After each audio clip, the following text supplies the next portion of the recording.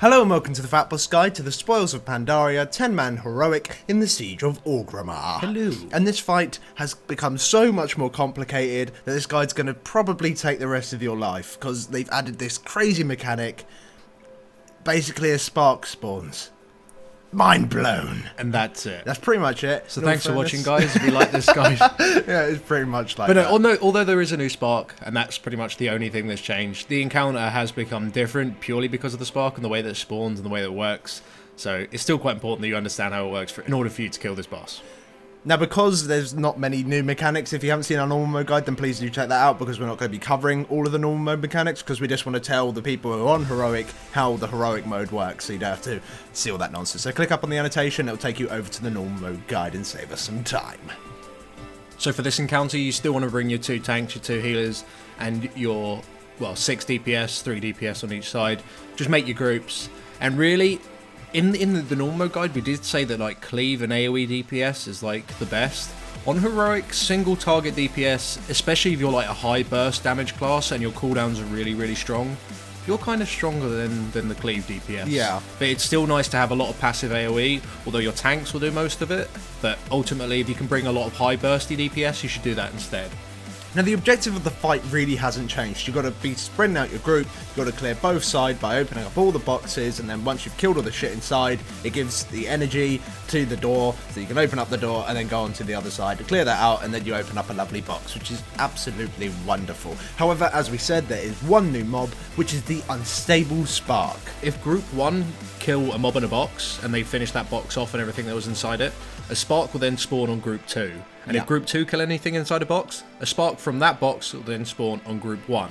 And it'll only ever be 1 spark per box, no matter how many mobs are inside it. So if you do open one of those boxes where it's got like those 4 little doggy things in, you will still only get 1 spark for that. Now the sparks themselves don't have a lot of health. In fact, they have just like under 1 million health. So that they're quite easy to kill, but because you're opening so many boxes, you can become overrun with them pretty quickly, and you can almost feel like you're spending more time damaging them than you are actually damaging like any other mob that are in the room, which can make the enrage timer quite tight on this fight. Because of the nature of the way the spark forms, really you want to lay off all the small boxes as much as you possibly can, and we'll go into more detail of them in a moment. Now, what the sparks actually do themselves is that once they've spawned, they'll start doing a long cast. Now, once they do this long cast, they will explode and deal a huge amount of AoE to everyone in the quadrant. Now, of course, you're opening a shit ton of boxes, so there's going to be quite a few sparks on the other side. A couple of them go off at the same time. GG, you're going to die. Now the best way to deal with these sparks is to get your healer to kill them using the healing buff that you get right at the very start, because on heroic, just like you did on normal, you want to make sure that you open the 2 buff boxes first.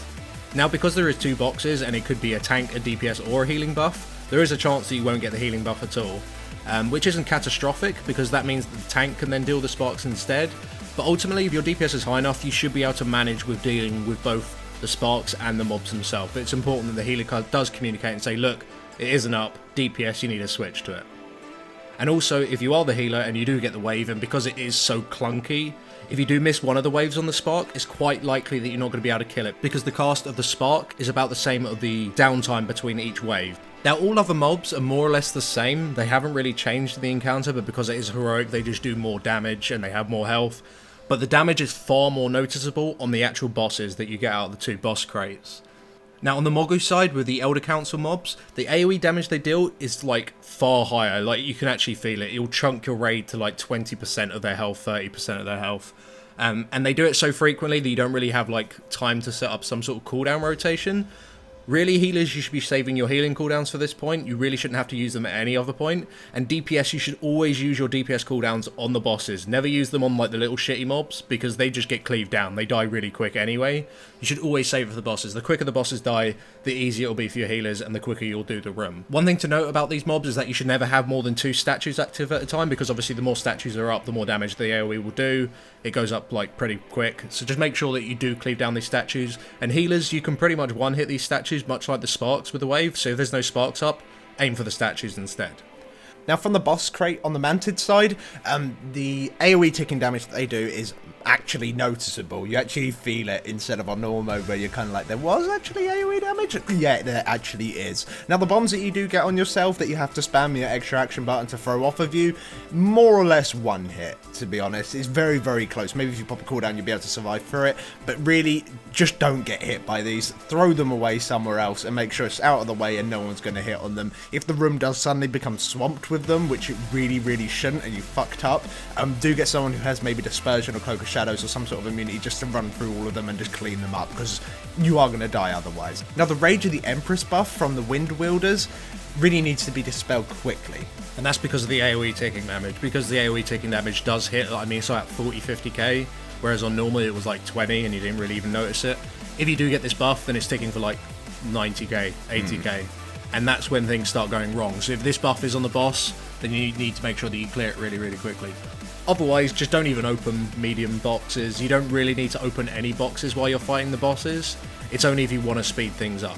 So they're pretty much all the mechanical changes for heroic mode. There's not actually anything new apart from the sparks, and everything does a bit more damage and it's a pain in the ass. So what you guys really need to know now is what crates to open in what order. Now, just like on normal mode, at the start of the fight you want to open up both buff crates and then get the buffs out of them, and then after they're dead, immediately open one of the boss crates. You want to do this, and at this point you want to use all your cooldowns, but we would recommend that you save Bloodlust at this point, and we'll talk about why you want to save that in a minute. Now, once you have finished killing this boss crate, you want to wait until your cooldowns are back up until you open the second boss crate. Because of the heroic changes, because you have this spark, you want to open up the least amount of boxes as possible in order to complete the run, because otherwise there'll be a shit ton of sparks for the other people, and then people are going to start dying and stuff, because you're going to be overwhelmed. So you want to be able to get that 50 energy in the least amount of boxes possible in a way as well. But we managed to find like a balance that really worked for us. So ultimately what you could do, you could actually do like the 2 boss boxes, which will give you 28 energy, and then do 7 of the medium ones, which will give you then 21, and then you'd have to open 1 little one. And that would be like the most efficient way of doing it with a minimum amount of sparks. But doing 7 medium boxes isn't really optimal. You'll actually kind of struggle on DPS because the little ones are so easy to kill, and you just cleave them down without even like really knowing any of their abilities. You don't even need to worry about them, they just get cleaved down so quickly. You don't really want to just like do purely medium boxes. So really you should work out a balance of medium and small ones. What we recommend is doing like 5 medium ones and 7 small ones, and just do as many of them as you possibly can between your cooldowns are down between the first boss and the second boss. As soon as your cooldowns are back up, then work on the second boss. Once he's dead, if you have enough energy to go in the next room, then brilliant. If not, just finish off as many of the other boxes as possible. Now, once you do enter the second room, of course, after making sure that the other guys are ready to enter the second room as well, this is when you want to use Bloodlust. You've just finished killing a boss, and now you're going into another boss straight away, and you haven't got any of your cooldowns up, so you're like, oh fuck. So you might as well use the raid-wide one and just Bloodlust for this first box. This will just make it so you easily kill that boss, like a 30% haste for everyone. It's just crazy amount of damage, and then clear the room the exact same way. Now ultimately, if using Bloodlust at this point doesn't work for you, you should really just use Bloodlust whenever you feel comfortable, because it's just clearing the rooms as quick as you possibly can. It's against the timer. And if you're having problems at one certain point, then just save Bloodlust for it. Yeah. But ultimately, the whole encounter is just about minimizing the amount of boxes and dealing with the amount of damage that the bosses do now, because it is pretty crazy. If you can, like, bring hybrid classes like Elemental Shamans or Boomkins with Vigil, anyone that can do any form of healing, it really will help your healers, because it is a bit chaotic on those bosses. But essentially the fight is very, very simple. It's just meeting the DPS requirement and your tanks not being too boisterous and opening too many boxes too quickly or anything like that. Take it step by step. It's not really a challenging encounter. So thank you guys for watching. If this guide did help you out, then please do give us a like. It helps us out a lot. And make sure to comment, rate, and subscribe. And if you'd like to see other 10-man heroic guides by FatBoss, please do click upon the annotations you see on your screen now, and it'll take you straight to those bosses. Thanks for watching. Thanks for watching. Thank you all.